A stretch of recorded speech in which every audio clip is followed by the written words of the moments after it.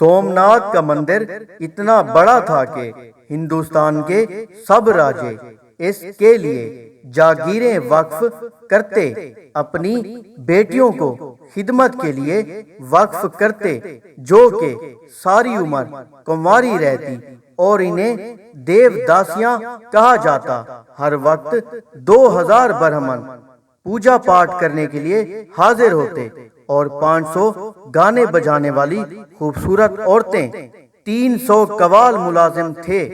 सोमनाथ के बुत की छत 56 सतूनों पर कायम थी। वहां मसनूई या सूरज की रोशनी का बंदोबस्त बिल्कुल भी नहीं था, बल्कि हाल के कंदीलों में जुड़े आला दर्जे के जवाहरात रोशनी मुहैया करते थे। अल्लाह के दिलावर सुल्तान महमूद गजनवी बुत शिकन सोने व चांदी के छोटे छोटे बुतों को रौंदने के बाद बादशाह बुत के सामने जा खड़े हुए। ये बुत 6 फुट जमीन के अंदर और 9 फुट जमीन से बुलंद था। इसी दौरान शहर के मौजे समझे जाने वाले हिंदुओं ने मुंह मांगी माल व दौलत की पेशकश की कि सोमनाथ के बादशाह बुत को कुछ ना कहें, तो सुल्तान महमूद गजनवी के देसी दानिशवरों ने मशवरा दिया कि पत्थर को तोड़ने का क्या फायदा, जबकि मालो दौलत मुसलमानों के काम आएगी। यही कुएं में कुत्ते वाली सोच हमारे आजकल के हुक्मरानों की है कि जहाद में क्या फायदा, हम अपनी मईशत मजबूत करते हैं।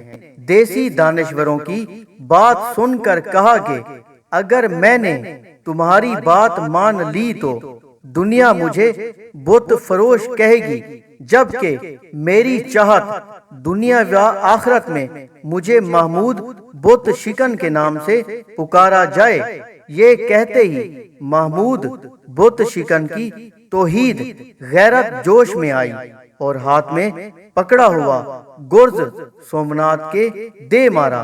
इसका मुंह टूटकर दूर जा गिरा। फिर सुल्तान के हुक्म पे इसके 2 टुकड़े किए गए तो इसके पेट से इस कदर बेशबहा कीमती हीरे जवाहरात और मोती निकले के जो हिंदू मोजेजीन और राजाओं की पेश करदा रकम से 100 गुना ज्यादा थे।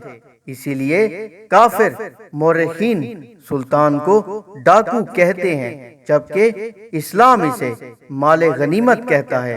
याद रखिए, गैरतमंद मुसलमान बुत शिकन है, बुत फरोश नहीं।